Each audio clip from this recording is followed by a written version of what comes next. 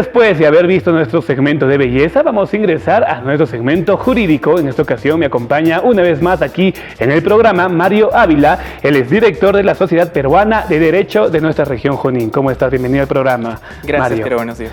En esta ocasión vamos a hablar de un tema que es bastante controversial y que algunas personas suelen equivocar. Y es sobre la medida de prisión preventiva, si es una pena. Todo eso lo vamos a resolver aquí en esta entrevista. Y para comenzar, ¿qué es una prisión preventiva, Mario? Bien, entiéndase como una medida que llega a ser impuesta por un juez dentro del proceso o de un contexto de investigación en contra de una persona o un grupo de personas. Ok.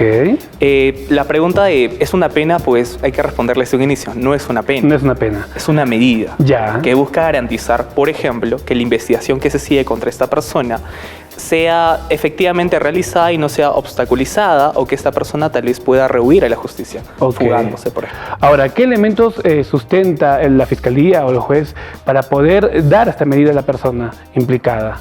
Bien, esta imposición de medidas se da previo debate en una audiencia Ya. bajo un pedido por parte del fiscal como titular de la acción penal que solicita, ¿no?, prisión preventiva para estas personas.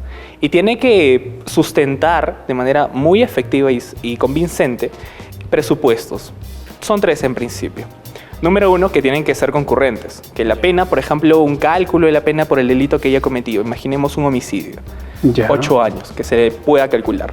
¿Supera los 4 años como regla que está bajo la normativa? Sí. Segundo, que existan elementos que acrediten que pueda rehuir de la acción de la justicia. Ok, puede escapar. Por ejemplo, escapar. Ya. Ahí es todo un tema de arraigo, ¿no? Por ejemplo, no tiene un lugar conocido de trabajo, domicilio, por ejemplo. Otro punto también importante sería que se pueda apreciar una conducta que perturbe la acción de investigación o la labor. Por ejemplo, puede amedrentar testigos, También. adulterar documentos, por ejemplo, ver la manera en cómo rehuir, porque la idea de este proceso, que es garantista, adversarial, es decir, por una parte, la defensa técnica del imputado, del acusado, del investigado, como también la fiscalía, como un elemento defensor de la legalidad que va a buscar esclarecer los hechos por un delito. Claro. Porque ya se sabe, por ejemplo, que se encontró el cuerpo de una persona, como otro tipo de delitos que puedan suceder. Ok, durante el tiempo que demora el hecho de esclarecer el delito en sí, ¿existe un tiempo mínimo que la persona puede estar recluida dentro de un penal utilizando esta medida? Bueno. ¿Y un tiempo máximo? Correcto, esto va en relación a los plazos. Ok. Existen tanto un plazo legal como también un plazo razonable. ¿Eso cómo lo determina? Una importante distinción. Normativamente, la norma te establece un plazo legal, pero los jueces tienen que resolver en base a un plazo razonable. Ok. Porque existe un deber y responsabilidad del fiscal como titular de la acción de poder plantear el desarrollo de investigación preliminar, o mejor dicho, investigación preparatoria, es de no necesariamente 9 meses, pueden ser 6 meses. Pero esto también tiene que justificarse en el desarrollo. Y aquí hay lo importante, los fiscales no pueden sostener de que por su cargada labor, finalmente la investigación tenga que durar tanto tiempo como que también la persona que sea afectada de una medida restrictiva, pues sencillamente tenga que pasar todo este tiempo con una prisión preventiva. Perfecto, Mario. Vamos a hacer una pequeña pausa comercial y a todo nuestro público, por favor, no te muevas de tu pantalla porque al retornar seguimos hablando de este tema tan interesante. Y ya estamos de retorno aquí en Entre Gente y como les comentaba, nos acompaña hoy Mario Ávila para seguir hablando sobre prisión preventiva. Estábamos hablando sobre las medidas que toma el juez, el tiempo límite. Una persona que ya ha sido, de repente, está en investigación, ¿no? Vemos hoy en día muchos casos políticos de varios presidentes, ¿no? Claro. Que están hasta en el extranjero, aquí también en nuestra patria. ¿Cómo mucha gente lo equivoca? Dice, ¿por qué está dentro si no han probado nada? ¿Cómo es posible? ¿No? ¿Qué deberíamos hacer hincapié aquí para que las personas entiendan sobre este tema? Bien, más allá del contexto político que muchas veces desvirtúa el contenido, la esencia de esta función, es lo siguiente. Estas personas involucradas en actos de corrupción tienen en sí serias sospechas de ser partícipes, autores principalmente. Y el caso para el cual se promuevan estas medidas trasciende en 2 puntos. Número 1, la relevancia de los hechos delictivos en materia de investigación, porque son delitos complejos, lavado de activos, por ejemplo, principalmente, como un tema que recientemente está siendo regulado de financiamiento ilegal de partidos políticos, o actos de corrupción, colusión, cohecho, en fin. Entonces, como existe una complejidad, no solamente por el tipo de delito, sino también porque involucra a muchos más actores, porque no un líder solamente por su cuenta va a dirigir toda una organización. Necesita de un grupo considerable de personas. Entonces, bajo esta dinámica se ha hecho mucho más visible cómo es que un fiscal, por ejemplo, puede sostener un pedido de prisión preventiva no únicamente contra este líder político o lideresa, sino también contra el grupo que le viene acompañando. Y es muy importante saber identificar, por ejemplo, el tema de rol y desempeño que puede vincularse a una persona.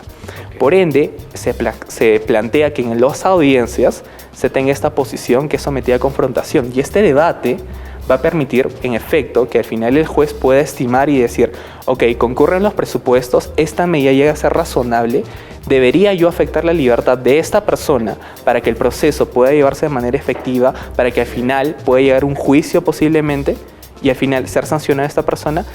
El razonamiento es complejo. Claro. Y amerita conocer todo este contexto. Ahora, antes de pasar a prisión preventiva, ¿qué otras medidas se pueden considerar por parte del juez? Bueno, podemos plantear medidas de vigilancia electrónica, que es una alternativa que se está desarrollando recientemente.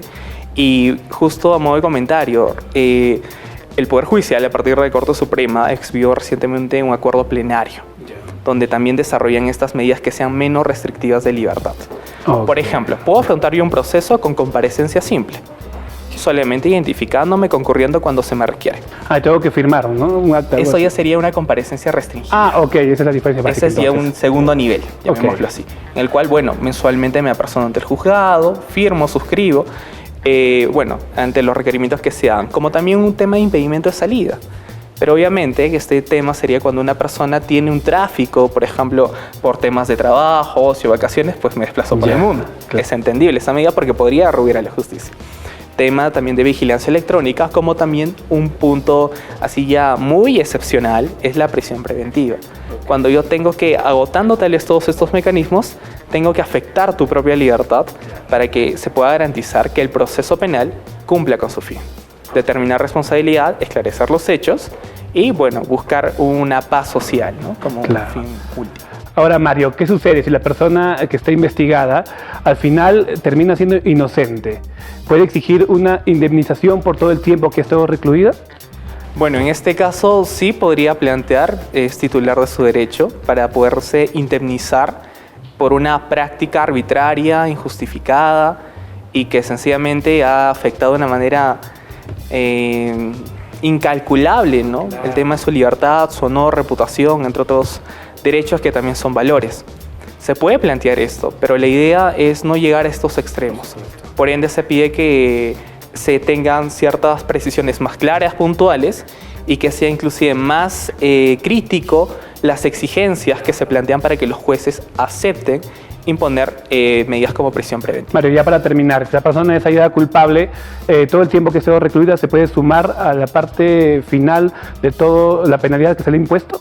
Sí, por ejemplo, al final me condenan a 5 años de prisión, pero ya estuve con prisión preventiva 1 año.